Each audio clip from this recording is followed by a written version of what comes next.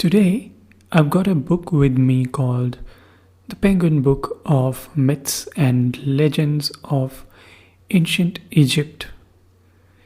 I don't need to tell you that it's from the Penguin Publishers, and the book tells you the myths and legends of the ancient Egypt.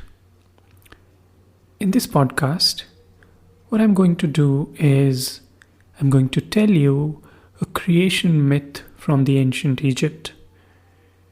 And this is how the creation myth has been described in one of the many legends from this book. I say this because there has not been just one, but many creation myths in the ancient Egypt. So this one that I'm going to narrate is only one of them. So without wasting any time, let me start narrating the creation myth.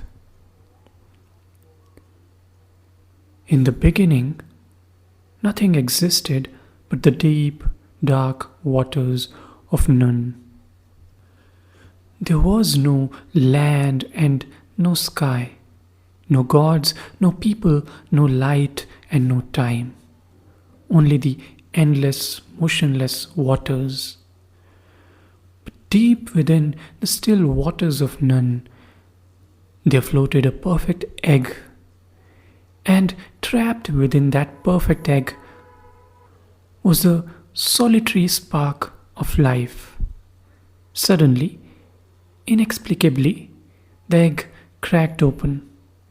Life broke free of its confining shell, and with a surge of energy, a mound rose out of the waters. Seated on that mound was the god Atom. Atom had created himself. He now shone as the sun, bringing light to his newborn world.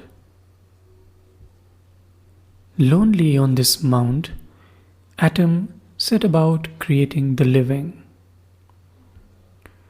He grasped his penis, and from the fluids of his body sprang twin children, Shu, the god of the dry air, and Tefnut, the goddess of moisture. Atom and Shu and Tefnut lived together, happy and safe on their mound in the midst of the waters of Nun, until one dreadful day Shu and Tefnut fell into the waters. Shrieking, they disappeared from view. Blinded by his tears, Atom called upon his eye to search for the lost twins. The eye of Atom found Shu and Tefnut in the deep depths of the waters of Nun. As she restored them to their father, Atom's tears of grief turned to tears of joy. Copious, they fell to the ground, and from these tears sprang men and women. So began a glorious age when humans and gods lived in harmony on the mound in the midst of the waters of Nun. Shu and Tefnut loved each other as husband and wife, and Tefnut bore her brother's children. Geb, the handsome god of the earth, and Nut, the beautiful goddess of the sky. Geb lay down and became the fertile land. He bore the fields and the marshes and the great river Nile. Grain sprouted from his ribs and plants grew from his back. His laughter brought earthquakes and his anger brought famine. Nut loved her brother and happily bore his children, the glittering stars that decorate the dark night sky. But one terrible day, just as a hungry mother pig might sometimes eat her young, Nut swallowed her star children. Geb flew into a furious rage, and the land trembled and shook with his anger.